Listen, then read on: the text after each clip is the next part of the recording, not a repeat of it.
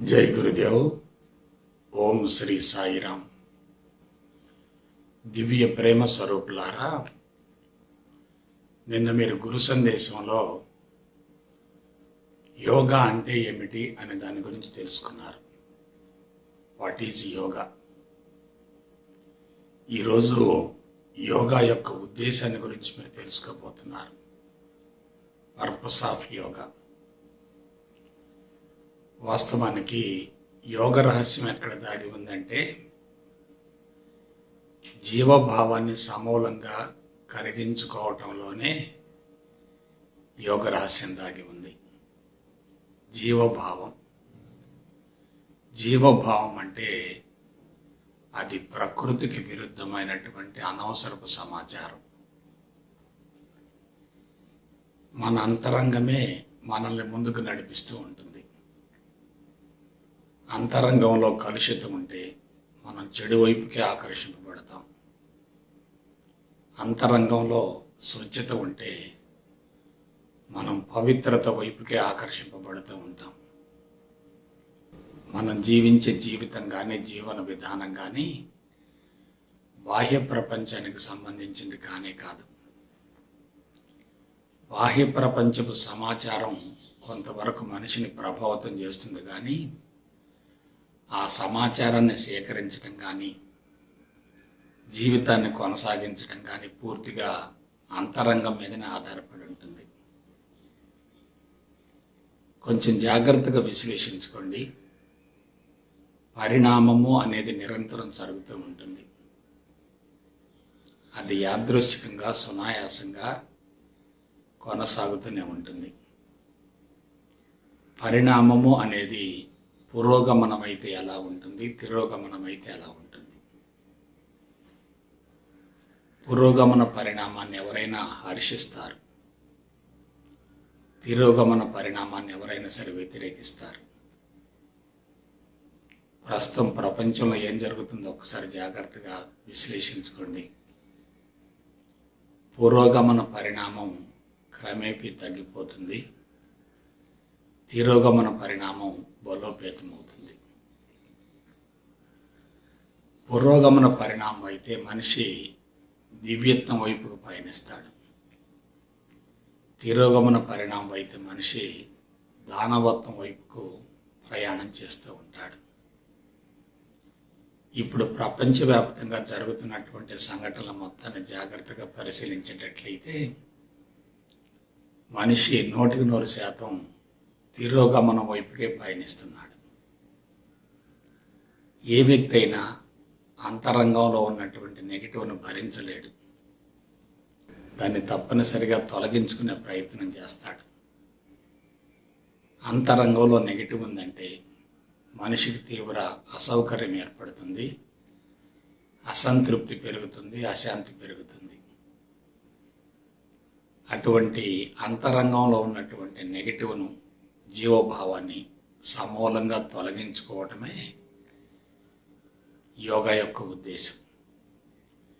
జీవభావం ఉన్నంత వరకు మనిషి భగవంతుడికి వ్యతిరేకమైన జీవితాన్ని కొనసాగిస్తూ ఉంటాడు.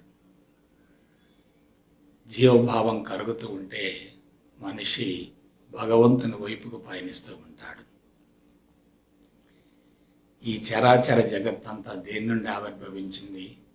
భగవంతుని నుండే. మరలా తిరిగి దేనిలోకి లయం చెందాలి?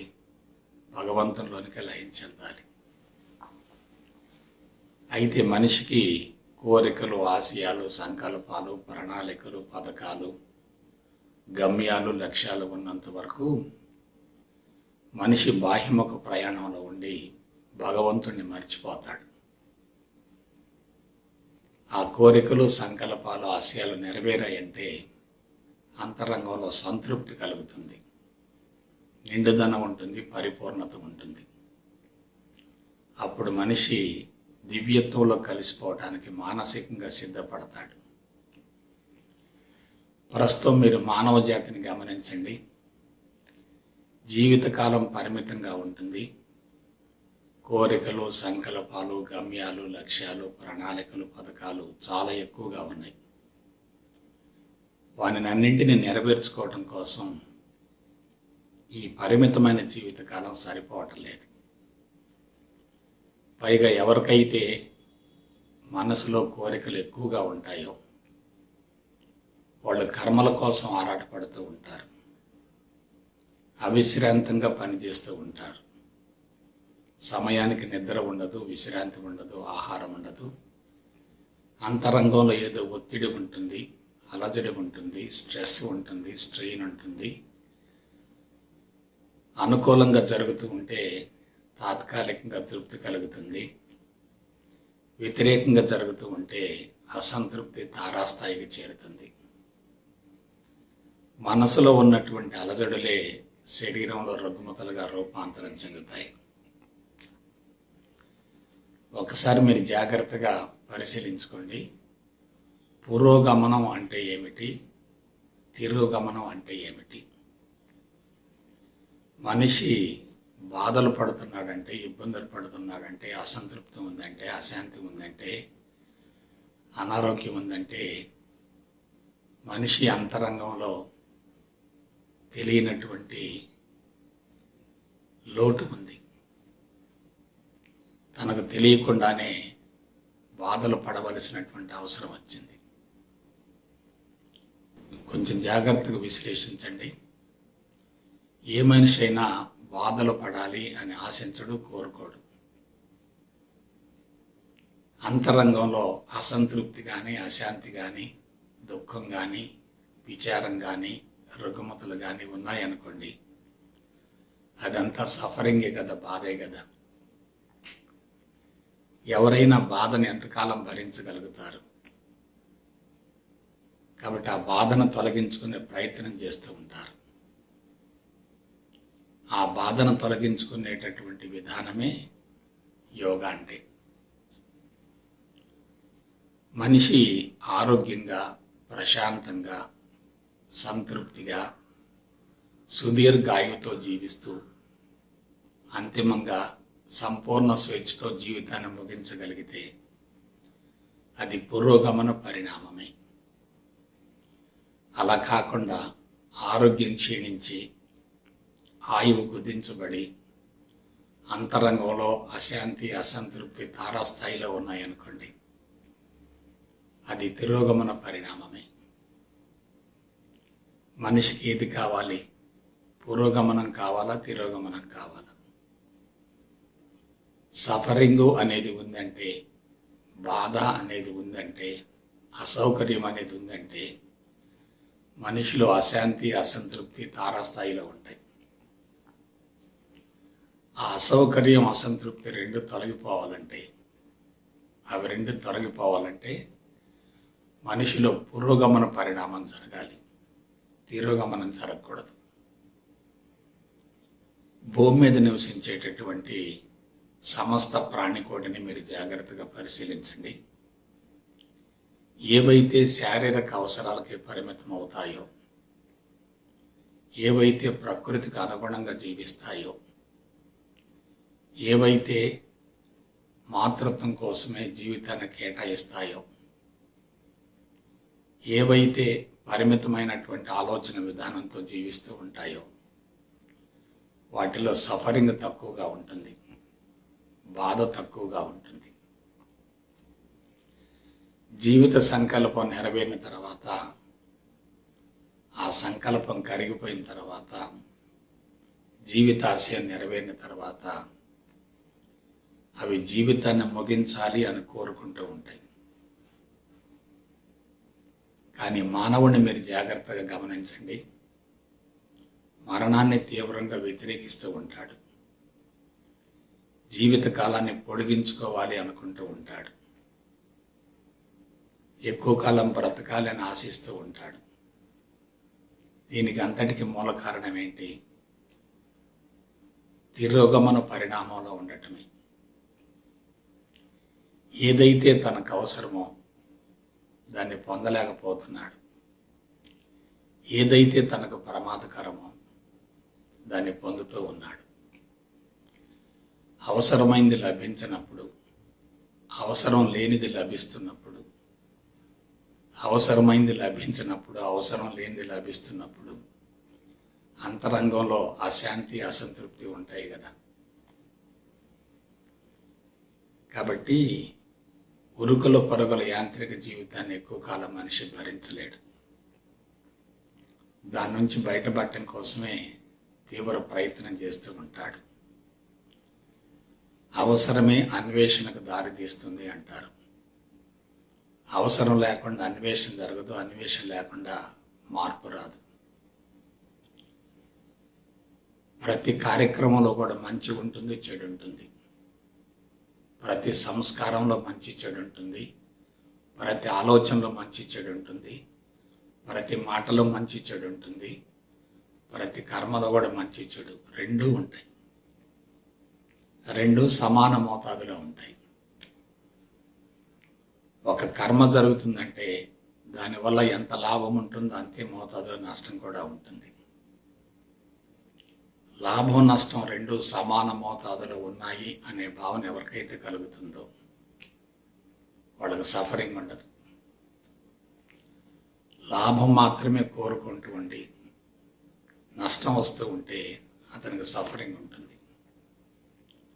నష్టాన్ని వ్యతిరేకిస్తూ లాభాన్ని కోరుకోవటం అంటే అక్కడ రెండింటిని సమానంగా స్వీకరించటలే. ఒకదాన్ని కోరుకుంటూ ఉన్నాడు, మరొకదాన్ని వ్యతిరేకిస్తూ ఉన్నాడు. కోరుకున్నది లభించటం లేదు, వ్యతిరేకిస్తున్నది లభిస్తూ ఉంటుంది. అప్పుడు మనిషి ఏమవుతాడు? అసౌకర్యానికి లోనవుతాడు, అసంతృప్తి పడతాడు, అశాంతికి లోనవుతాడు. కాబట్టి మనిషి ఎక్కడ పొరపాటు చేశాడంటే ప్రకృతికి అనుగుణంగా జీవించకుండా ఒంటరి జీవితాన్ని వదిలిపెట్టి స్వేచ్ఛాయుత జీవనానికి స్వస్తి పలికి కుటుంబ వ్యవస్థను ఏర్పాటు చేసుకోవటంలోనే తన యొక్క బాధలకి బీజం పడింది. కుటుంబ వ్యవస్థ యొక్క అవసరం ఎందుకు వచ్చింది? మాతృత్వం అనేటటువంటి యజ్ఞాన్ని సక్రమంగా నిర్వహించడం కోసం కుటుంబ వ్యవస్థ అవసరమైంది. భద్రత కోసం, రక్షణ కోసం, ఎక్కువ కాలం జీవించడం కోసం కుటుంబ వ్యవస్థ అవసరమైంది. ఆనాటి కాలమాన పరిస్థితులను బట్టి అది తప్పనిసరిగా అవసరమైంది. అయితే మనిషి ఏమయ్యాడు? కుటుంబ వ్యవస్థ ఏర్పడిన తర్వాత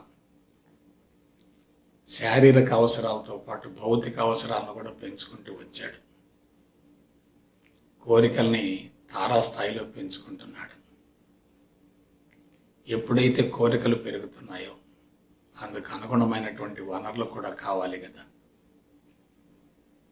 అందుకనే తన అవసరార్థం ప్రకృతి మీద ప్రయోగాలు చేశాడు. ప్రకృతి వనరులను ఉపయోగించుకోవటం ప్రారంభించాడు. పరిసరాలను పూర్తిగా కలుషితం చేశాడు. ఆ ప్రభావం తన జీవితంపై ప్రత్యక్షంగా కనిపిస్తుంది. ఏ కుటుంబ వ్యవస్థ కోసం అయితే మనిషి ఆరాటపడ్డాడో అటువంటి కుటుంబం ఇవాళ ప్రమాదంలో పడిపోయింది. ఇద్దరు బిడ్డల్ని పెంచి పెద్ద చేసి వాళ్ళకి చదువులు చెప్పించి వాళ్ళకు ఉద్యోగాలు వచ్చి వాళ్ళకి వివాహాలు జరిగి సంతానం కలిగి వాళ్ళ జీవితంలో స్థిరపడేటట్టు చేయటం అనేది తల్లిదండ్రులకు పెద్ద యజ్ఞంగా మారింది. ఆ యజ్ఞం నెరవేరటం లేదు.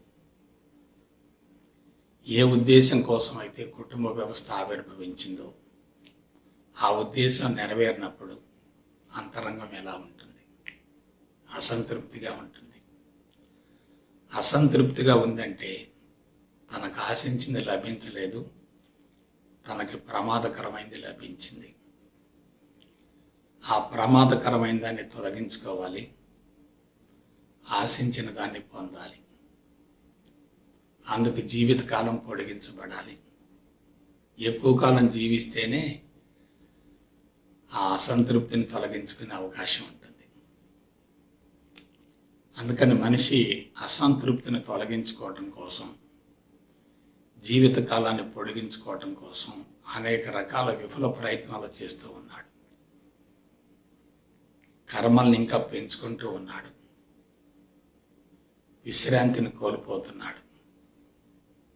సమయపాలన పాటించలేకపోతున్నాడు. ఉరుకులు పరుగుల జీవితం అవుతుంది. ఎంతొచ్చినా ఇంకా సరిపోదు అనే భావన కలుగుతుంది.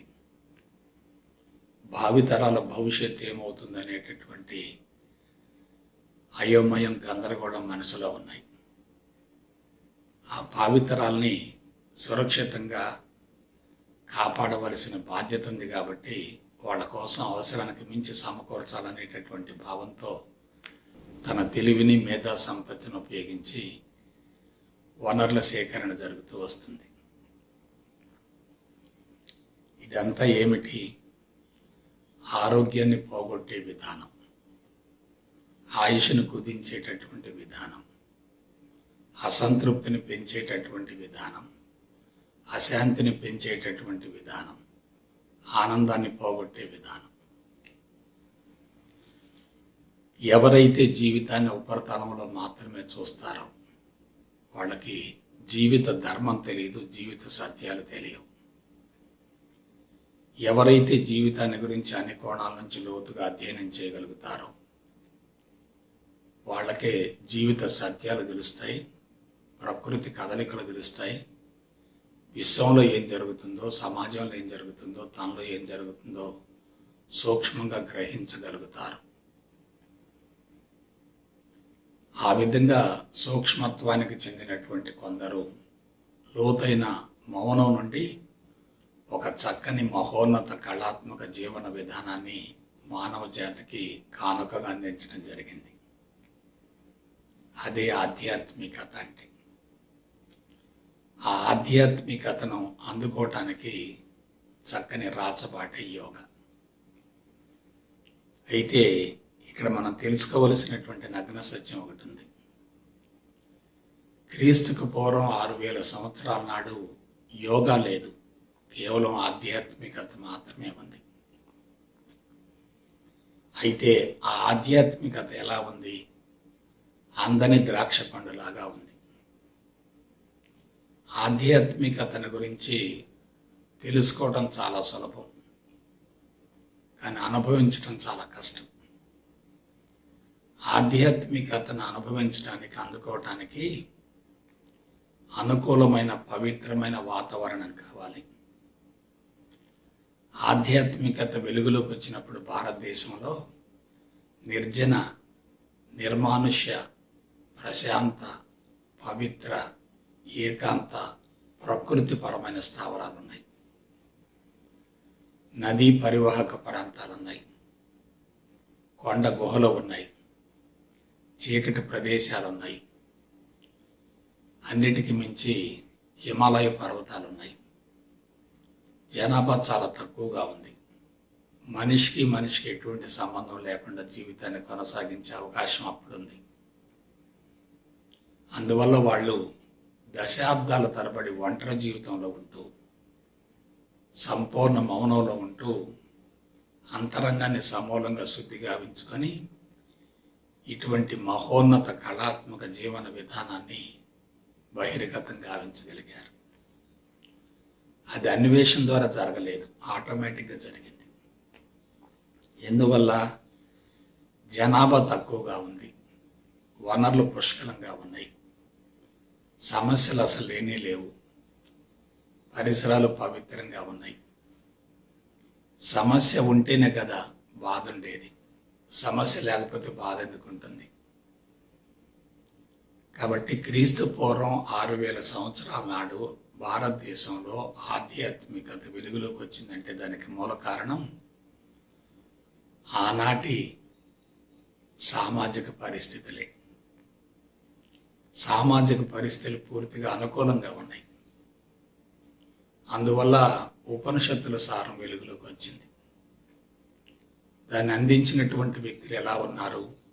అనుభవ సారాన్ని అందించగలిగారు, అనుభవించిన దాన్ని వెల్లడించారు. అప్పుడు వాళ్ళు ప్రకృతి సూత్రాలను జాగ్రత్తగా గమనించగలిగారు, విశ్వ కదలికలను పసిగట్టగలిగారు, మానవ జీవితాన్ని గురించి లోతుగా అధ్యయనం చేయగలిగారు. తిరోగమన పరిణామాలు ఉన్నటువంటి ప్రమాదాన్ని గుర్తించారు. పురోగమన పరిణామాలు ఉన్నటువంటి ఔన్నత్యాన్ని గమనించగలిగారు. మనిషిని తిరోగమనం నుండి పురోగమనం వైపుకు మళ్లించడం కోసం వాళ్ళు ప్రపంచానికి అద్భుతమైన కానుకనిచ్చారు. అయితే అది ఎలా ఉంది? అందని ద్రాక్ష పండులాగుంది, కొండ శిఖరం మీద జ్యోతిలాగుంది. తెలుసుకోవటం చాలా సులభం, అనుభవించటం చాలా కష్టం. అనుభవంలోకి పొందటం చాలా కష్టం. అనుభవించినటువంటి గురువు శిష్యులకు అందిస్తూ ఉన్నప్పటికీ ఆ గురువు అందించిన దానిలో కొంత శాతమే వీళ్ళు గ్రహించగలిగారు. ఆ విధంగా అది క్రమేపీ తరాలు మారే కొద్దీ బలహీనపడుతూ వచ్చింది. అదే సమయంలో మనుషుల్లో సఫరింగ్ పెరుగుతూ వచ్చింది, అసౌకర్యం పెరుగుతూ వచ్చింది, అసంతృప్తి పెరుగుతూ వచ్చింది, అశాంతి పెరుగుతూ వచ్చింది. నేను చెప్పాను కదా, ఎవరైనా సరే అసంతృప్తిని, అశాంతిని, అసౌకర్యాన్ని, నెగిటివ్ని ఎక్కువ కాలం భరించలేరు. ఆ నెగిటివ్ను తొలగించుకునే ప్రయత్నం చేస్తారు. అందువల్ల జీవభావాన్ని కరిగించుకొని దివ్యత్వం వైపుకు అడుగులేయటం కోసం మనిషి ఆధ్యాత్మిక మార్గాన్ని అందుకునేటటువంటి దిశలో ఈ యోగ మార్గాన్ని వెలుగులోకి తీసుకొచ్చాడు.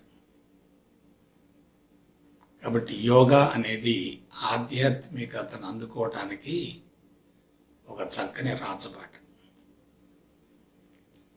అయితే పరిసరాలు మారుతూ ఉన్నాయి, సమాజంలో మార్పులు వస్తూ ఉన్నాయి, కుటుంబాల్లో మార్పులు వస్తూ ఉన్నాయి, భౌతికవాదం పెరుగుతూ వస్తుంది.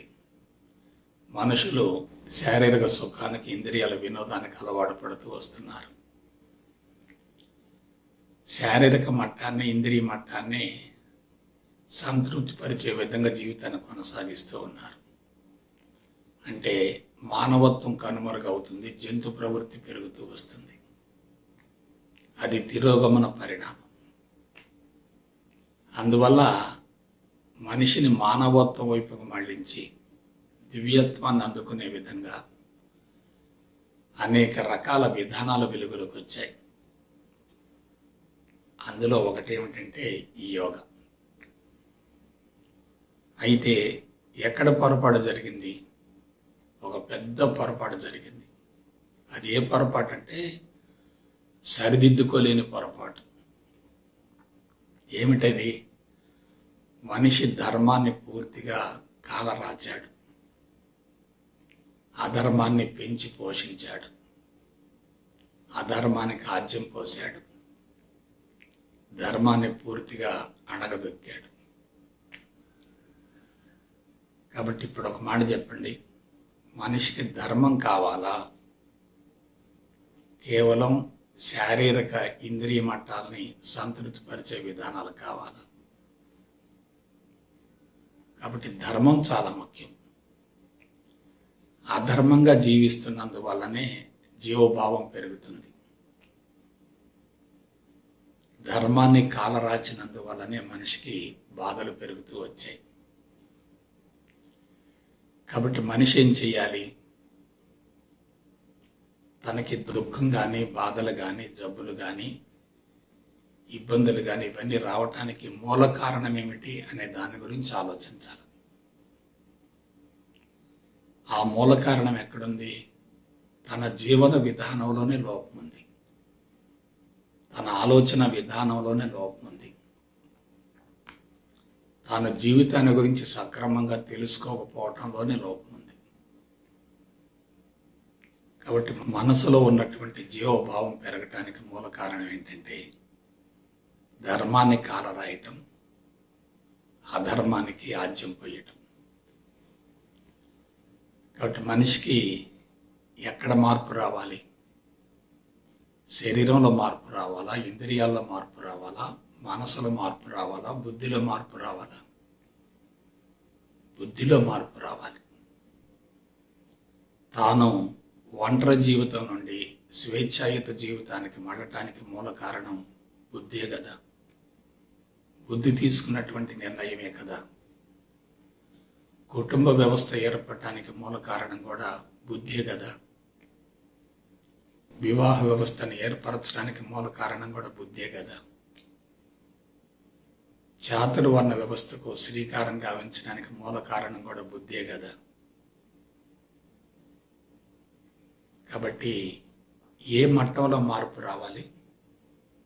బుద్ధి మట్టంలో మార్పు రావాలి.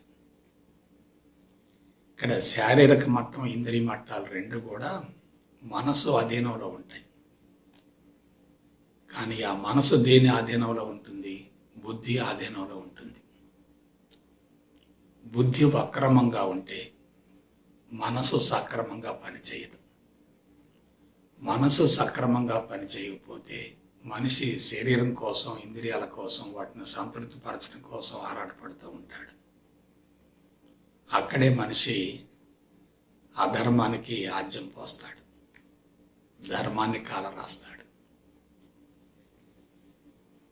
ఇవన్నీ కూడా ఆధ్యాత్మికతలో, యోగాలో మనం తెలుసుకోవలసినటువంటి కీలకమైనటువంటి అంశాలు. ద్వైతం అంటే ఏమిటి? జీవుడు దేవుడు వేరు కావటం. ద్వంద్వము అంటే ఏమిటి? పరస్పర విరుద్ధమైన అంశాలతో జీవితాన్ని కొనసాగించటం. ద్వయము అంటే ఏమిటి? రెంటిని సమానంగా స్వీకరించటం. కాబట్టి మనిషి ఏమయ్యాడు?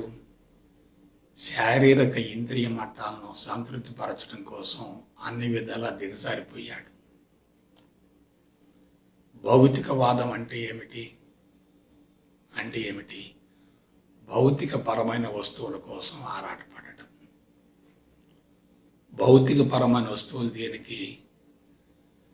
శారీరక సుఖానికి, ఇంద్రియాల వినోదానికి. శారీరక సుఖం, ఇంద్రియాల వినోదం రెండు ఉన్నాయంటే మనసు బలహీనంగా ఉన్నట్లే కదా. మనసు కోరికల విశ్వలయంలో ఇరుక్కున్నట్లే కదా. అప్పుడు బుద్ధి ఏమవుతుంది? పక్షపాతంగా ఉంటుంది. బుద్ధి పక్షపాతంగా ఉన్నప్పుడు తీసుకునేటటువంటి నిర్ణయాలు ఎలా ఉంటాయి? ప్రమాదకరంగా ఉంటాయి.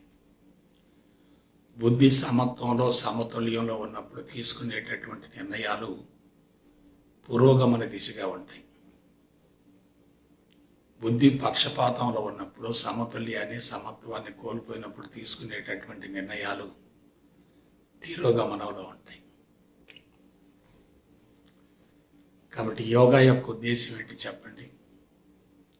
మనిషిని తిరోగమనం నుండి పురోగమనం వైపుకు మళ్లించటమే.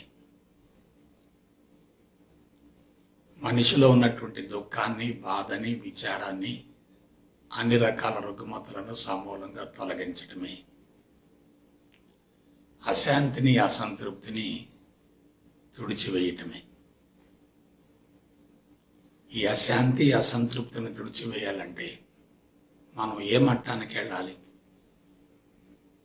బుద్ధి మట్టానికి వెళ్ళాలి. మనం ఇప్పుడు ఏ మట్టాన్ని గురించి ఆలోచిస్తున్నాం?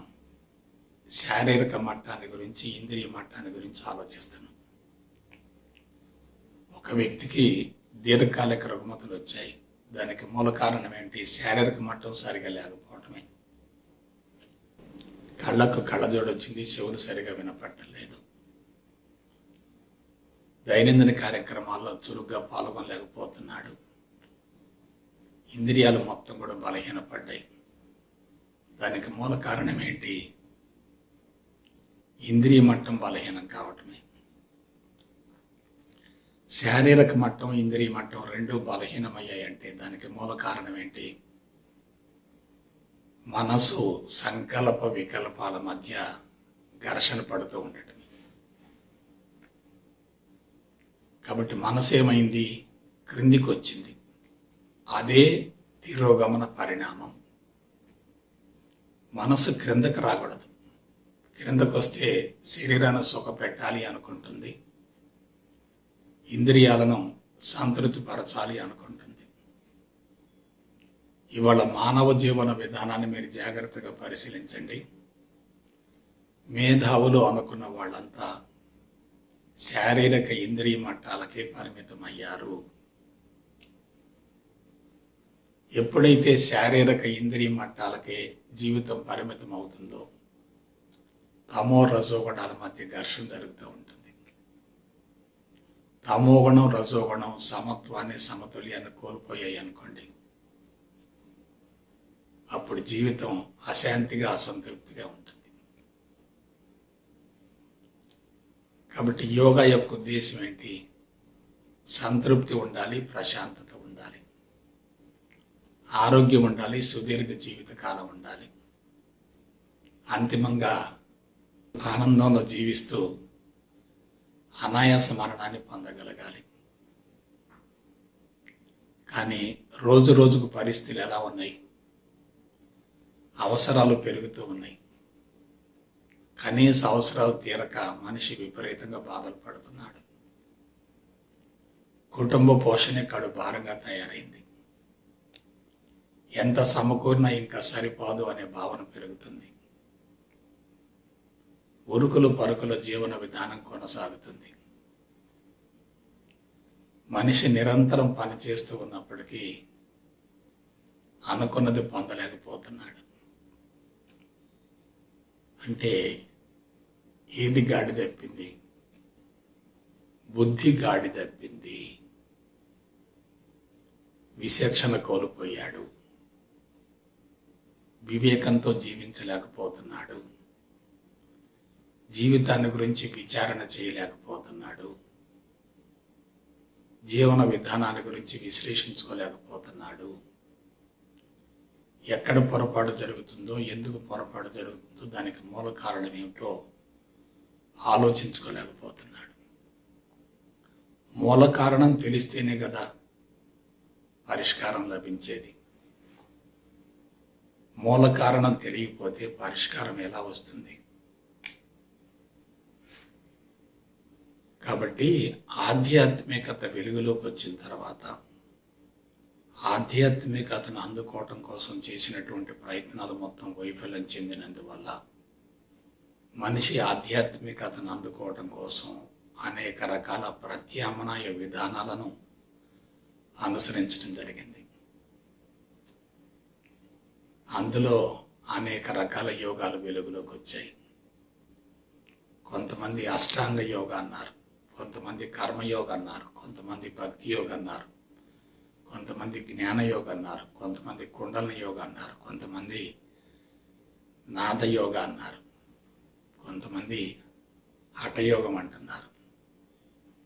ఇన్ని వెలుగులోకి రావాల్సిన అవసరం ఏంటంటే ఆధ్యాత్మికతను చేరటం కోసం ఒక్కొక్కళ్ళు ఒక్కొక్క రకమైన విధానాన్ని అనుసరిస్తున్నారు.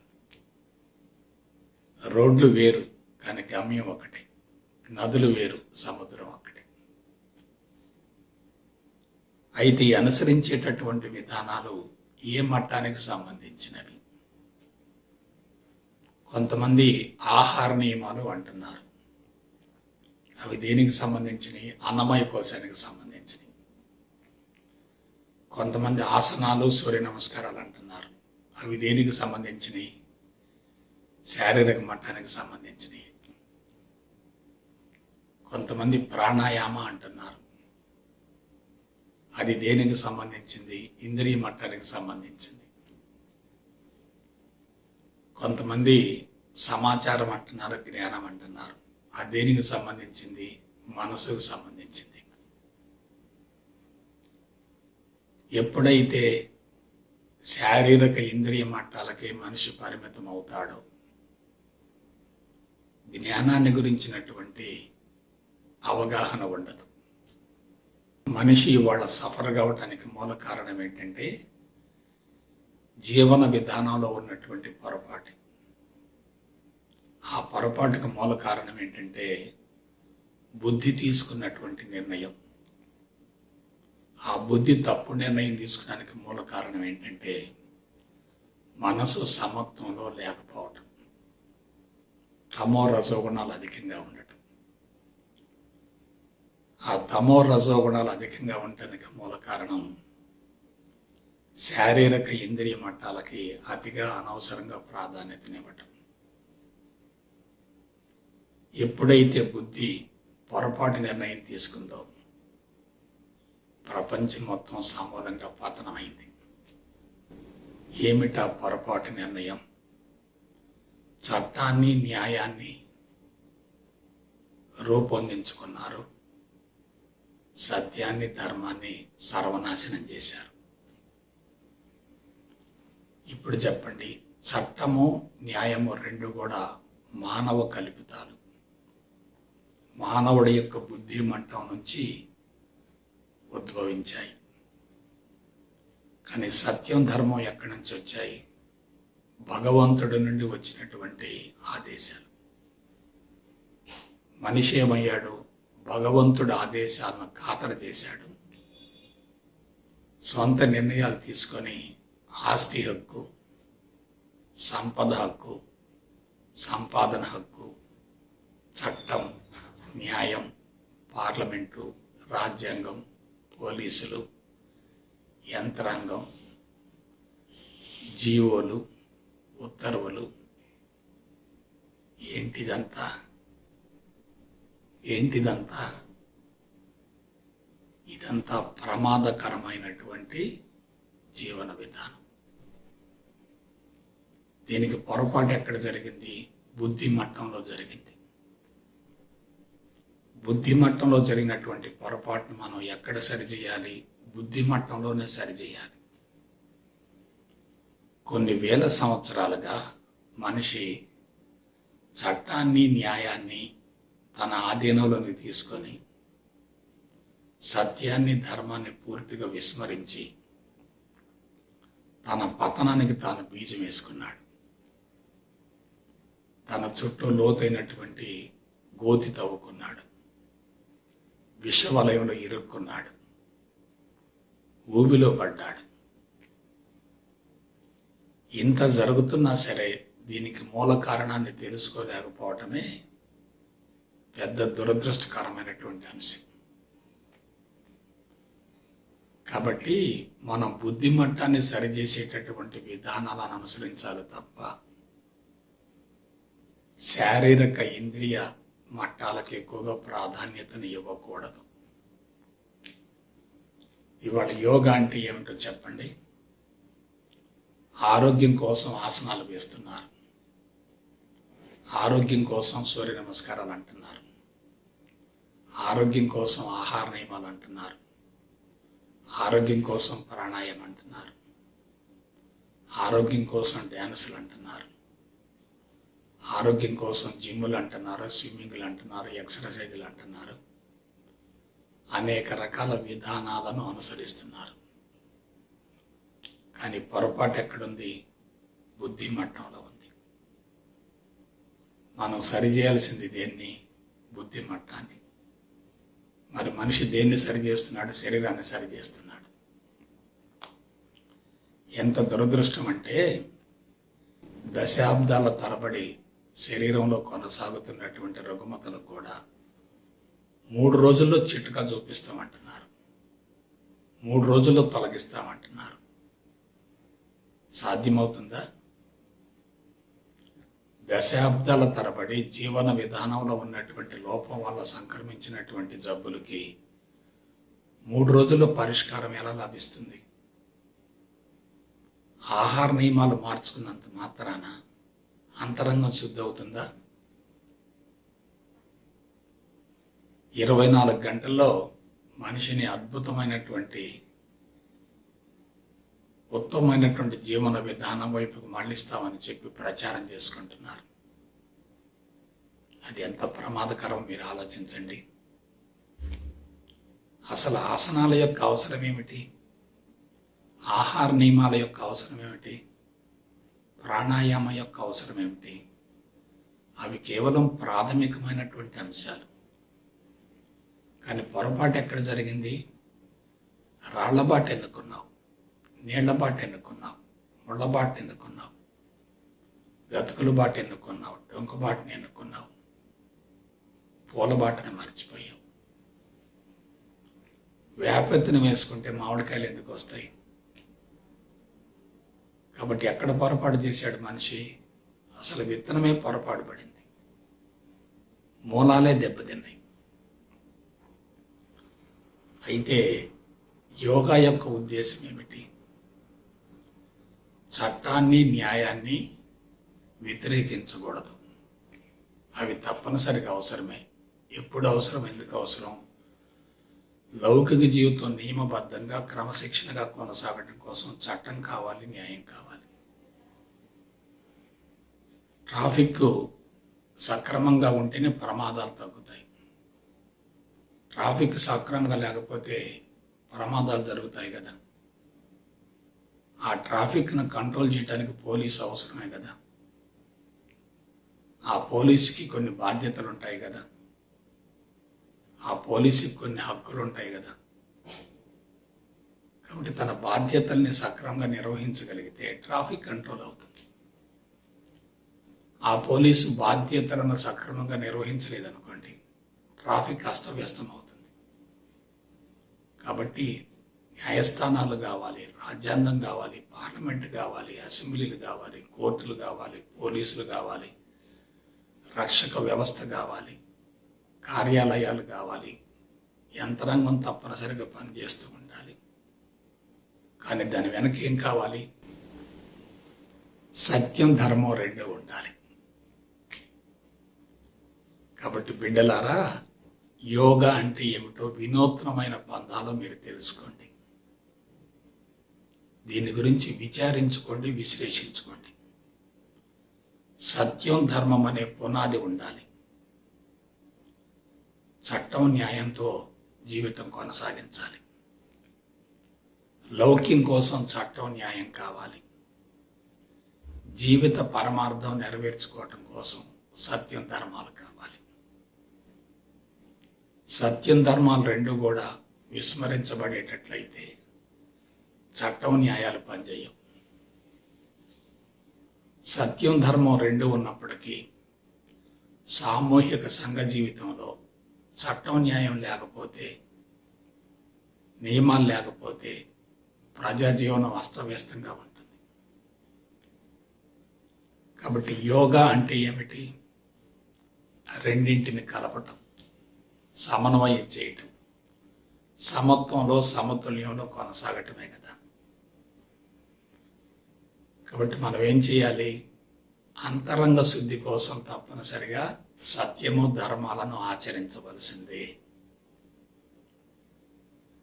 కుటుంబ పోషణ కోసం, లౌకిక జీవితం కోసం తప్పనిసరిగా చట్టం, న్యాయాలను ఉపయోగించుకోవలసిందే. భౌతికవాద మత్తు పెరగటం వల్ల, అవసరాలు పెరగటం వల్ల, వనరులు తరిగిపోవటం వల్ల, జనాభా విపరీతంగా పెరగటం వల్ల, మనుషులు ఉరుకులు పరుగుల జీవితాన్ని కొనసాగించడం వల్ల ఒత్తిడిని పెంచుకుంటూ ఆ ఒత్తిడిని భరించలేక అక్రమ సంపాదనలకు, అక్రమ జీవితానికి అలవాటు పడి తిరోగమన పరిణామంలో ఉంటున్నారు. అటువంటి తిరోగమన పరిణామానికి అడ్డుకట్ట వేయకపోతే మనిషి జీవితం సర్వనాశనం అవుతుంది. దానికి అడ్డుకట్ట వేసేటటువంటి విధానంలో మనం తప్పనిసరిగా సత్యం, ధర్మాలను పరిగణనలోనికి తీసుకోవాలి. చట్టాన్ని, న్యాయాన్ని తప్పనిసరిగా ఉపయోగించుకుంటూ ఉండాలి. ఆ చట్టం, న్యాయం అనేవి, సత్యం, ధర్మం అనేవి దీనికి సంబంధించినవి. చట్టం, న్యాయం రెండు కూడా బుద్ధి మట్టానికి సంబంధించినవి. సత్యం, ధర్మాలు రెండు కూడా ఆత్మకు సంబంధించినవి. ఈ బుద్ధి ఏం చేయాలి? ఆత్మను ఆధారంగా చేసుకుని చట్టాన్ని, న్యాయాన్ని రూపొందించాలి. ఎప్పుడైతే పాలకులు పవిత్రంగా ఉంటారో, పాలకులు ధర్మంగా జీవితాన్ని కొనసాగిస్తూ ఉంటారో, పాలకులు సత్యవంతమైన జీవితానికి అలవాటు పడతారో, అప్పుడు చట్టం, న్యాయం రెండు సులభం అవుతాయి.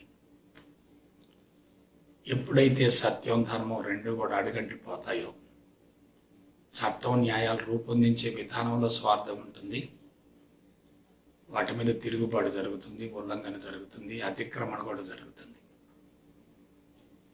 కాబట్టి చట్టం, న్యాయం అనేవి ఉల్లంఘన జరుగుతూ ఉంటే వాటి వల్ల ప్రపంచానికి ఉపయోగం ఉండదు. చట్టం న్యాయాల్ని సునాయాసంగా సులభంగా అనుసరించగలగాలి. అందుకు సత్యం ధర్మం చాలా అవసరం. ధర్మమే వజయితే అన్నారు, సత్యమే వజయితే అన్నారు. సత్యవంతంగా జీవించే వ్యక్తి, ధర్మాన్ని ఆచరించే వ్యక్తి విజయవంతం అవుతాడు. సత్యాన్ని ధర్మాన్ని కాలరాచి చట్టం న్యాయంలో జీవించేటటువంటి వ్యక్తి భౌతికంగా విజయవంతం అవుతాడు. కానీ అంతరంగం మాత్రం కలుషితం అవుతుంది. ఎందువల్ల? అక్కడ సత్యం ధర్మం రెండు లేవుగా. కాబట్టి యోగా యొక్క ఉద్దేశం ఏంటి? కొంచెం ఆలోచించండి. ఆహార నియమాలు కానీ, ఆసనాలు కానీ, ప్రాణాయామ కానీ, ఎక్స్ కానీ, వై కానీ, జడ్ కానీ, ఇవన్నీ కూడా యోగాను అందుకోవటానికి ప్రాథమికమైనటువంటి అంశాలు. అసలు జీవన శైలి మారాలి, ఆలోచన విధానం మారాలి, జీవితాన్ని గురించి సరైనటువంటి అవగాహన ఉండాలి. దేన్ని వదిలిపెట్టకూడదు, దేనిలో ఇరుక్కొని పోకూడదు. సో అంతిమంగా ఒక వాక్యం చెప్తున్నాను. అంతరంగంలో సత్యం ధర్మం రెండు ఉండి లౌకిక జీవితంలో చట్టాన్ని న్యాయాన్ని ఉపయోగించుకుంటూ జీవిత పరమార్థం నెరవేర్చుకునే దిశగా యోగా ముందుకెళ్ళాలి. అదే యోగా యొక్క ఉద్దేశం. అటువంటి యోగ విధానాన్ని మీరు నూతన తరహాలో, నూతన పంథాలో ఉపయోగించుకొని జీవిత పరమార్థం నెరవేర్చుకుంటారని మనస వాచ కర్మణ కోరుకుంటూ సెలవు తీసుకుంటా. జై గురుదేవ్, జై గురుదేవ్, జై గురు.